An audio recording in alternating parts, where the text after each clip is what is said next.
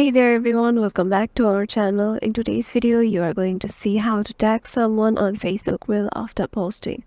So let's get right into it.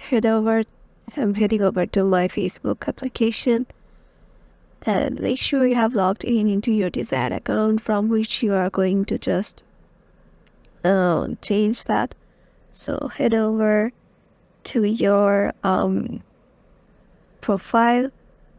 And once you're there, as you can already see, I have posted a reel right here, and I just want to mention it or tag someone.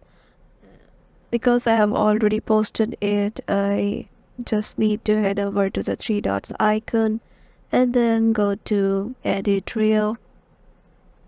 And here, once I click on it, there is an option called mention just right beside the hashtag option. So tap on the mention option and then just click on add and just write any name you want in your friend list, that is in your friend list. And once you do add, you can just mention anyone you know and you want and tag them with it. Hope this video will help you out, and we will see you in the next one.